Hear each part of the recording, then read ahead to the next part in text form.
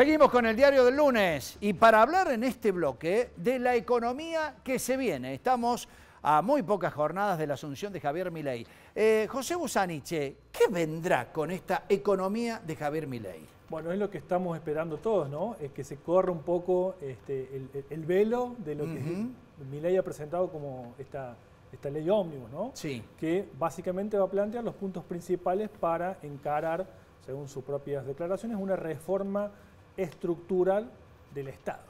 Lo que podemos traducir, por lo menos se conoce, disminución de carteras, de ministerios, disminución de secretarías. Ese va a ser un primer paso.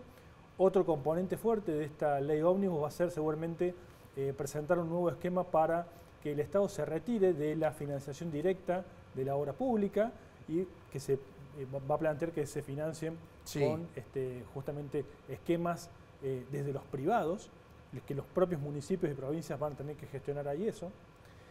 Y, bueno, son como muchas cosas, muchos componentes. Bueno, hay muchas cosas. Lo que quiero ver, por ejemplo, es si en esta ley ómnibus va a entrar un ordenamiento también estructural, como van a ser las privatizaciones de las empresas públicas. Todo eso se va a empezar a conocer seguramente la semana que viene y la otra. Bueno, vamos a hablar con un economista sobre este tema. El titular de IDESA, Jorge Colina, está en contacto con nosotros. Colina, un placer saludarlo. Buenas noches, ¿cómo está? Buenas noches, ¿cómo le va? Bueno, acá nuestro compañero José Busaniche ha hecho un resumen. ¿Qué más se puede esperar de esta ley ómnibus, este paquete de medidas que va a llevar a Javier Milei al Congreso como primer medida de carácter económico para reducir el gasto del Estado? Esa ley lo que aspira es a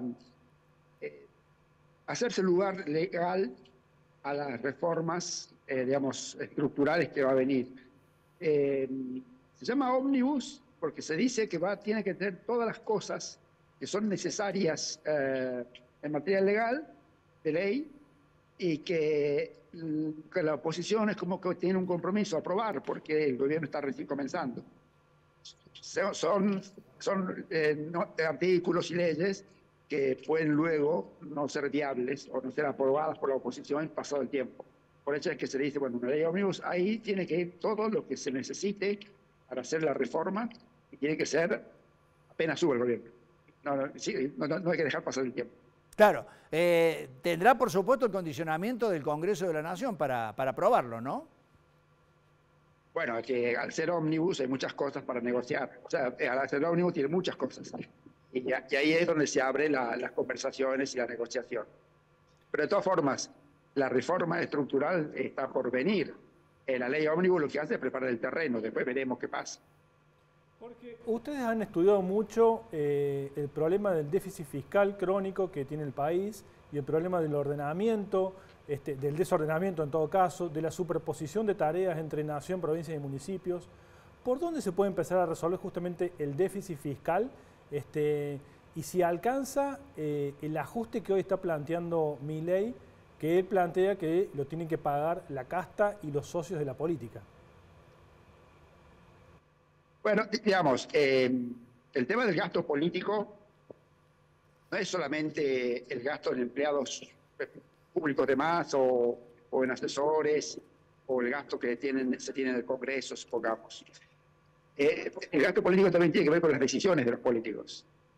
Por ejemplo, el tema de las empresas públicas deficitarias, eso también es gasto político, porque en definitiva es mantener con subsidios del Estado a estructuras, a empresas que deberían autosustentarse. Y muchas veces se hace, digamos, con fines políticos. El tema de la cámpora, por ejemplo, tomando las cajas, como suele decirse. Entonces, me parece que lo que el presidente cuando dice, bueno, lo va a pagar la casta, lo va a pagar de todas aquellas dirigencias políticas que usaron el Estado para acumular poder y plata. Entonces, es como un simbolismo de decir, bueno, vamos a ordenar el Estado y vamos a terminar, digamos, con las malas prácticas de la política. Jorge, la mayoría de las leyes que tienen que ver estrictamente con lo económico, ¿tienen que ser de shock o hay lugar para algún gradualismo, algo más, un poquito más moderado? Yo creo que, no sé si de shock, pero sí rápido. Y no necesariamente tiene que ser, digamos, de shock en el sentido de que tiene que ser forzando.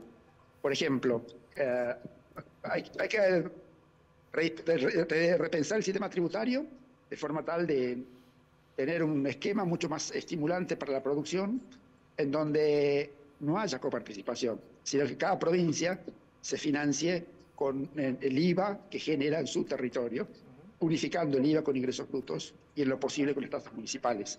Ese sería un cambio deseable, que no se puede hacer de shock, tiene que ser con acuerdo de las provincias. No todas las provincias, pero sí una mayoría.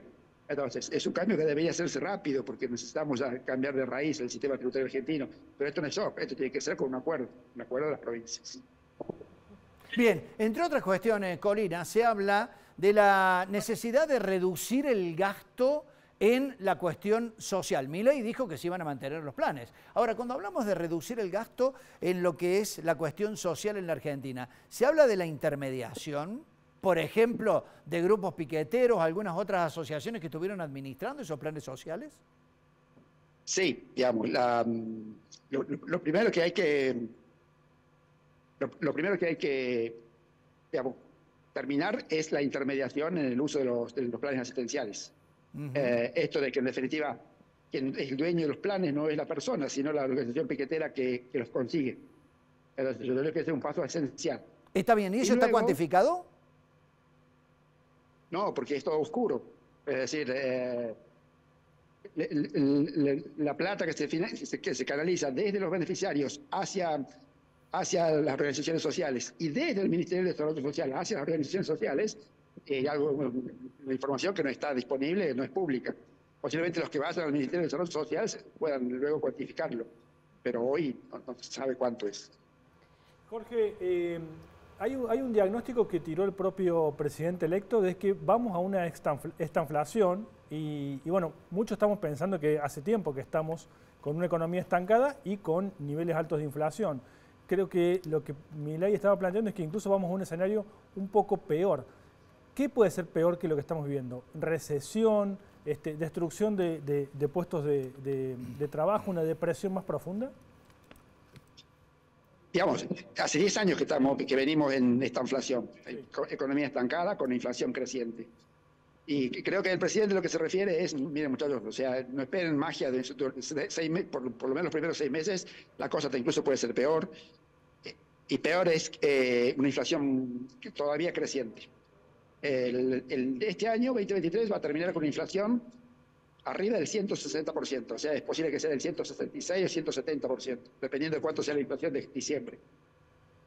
Y en enero, febrero y marzo también va a ser todavía creciente, con lo cual es posible que en la primera mitad del año que viene tengamos inflación por arriba del 200% anual, ¿no? Entonces, me parece que a eso se refiere el presidente diciendo no cambie todo el día 11 de diciembre, esto va a empeorar primero y después vamos a empezar a comenzar si es que hacemos los cambios que hay que hacer. ¿Y eso con un escenario de depresión económica, de recesión? Puede haber caída de la actividad económica, ¿sabes? Salió un dato de que el consumo de alimentos cayó 7,7%, entonces, evidentemente ya no es que hay estancamiento, sino que hay caída de la producción. Con inflación creciente, bueno, esto sería un agravamiento de esta inflación. Colina, ¿podría sumarse usted al gabinete nacional o al gabinete de algún ministerio o, por ejemplo, al de Osvaldo Giordano en ANSES? No he hablado con nadie sobre ese tema, tampoco, digamos, con Osvaldo. Yo soy presidente de IDESA y, bueno, estoy hasta ahora como presidente de IDESA.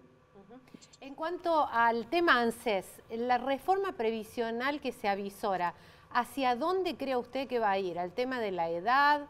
¿A qué otra cosa?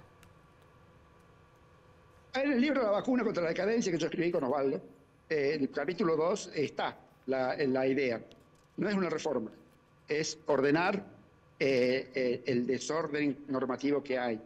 Es tratar de tender a la unificación de reglas y progresiva, digamos, respetar los derechos adquiridos y empezar a pensar en un sistema más normal para los futuros jubilados. En el sentido de decir, bueno, por ejemplo, los parámetros de los regímenes especiales deberían ir convergiendo en los próximos 10, 20 años hacia el régimen general, y luego la edad, por ejemplo, se podría ir ajustando muy suavemente, por ejemplo, un mes por año, es decir, la gente se jubila ahora a los 65, el año que viene a 65 y un mes, el otro año a 65 y 2 meses, y de esa forma entonces uno va ajustando los parámetros del sistema previsional al envejecimiento poblacional, pero como le digo, son pequeños movimientos que tienen un efecto en 10, 20 años, pero hay que comenzar a hacerlos hoy.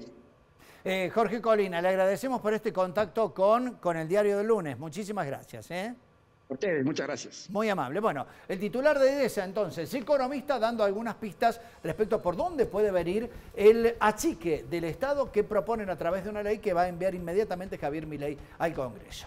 Vamos a la pausa, pero antes recordamos que hay una nueva tendencia en el mercado, mandarse de una con Pacar, el sistema de paquetería de Correo Argentino, que se integra a tu e-commerce y multiplica tus ventas en todo el país. ¿Qué esperás para mandarte vos también? La pausa y seguimos.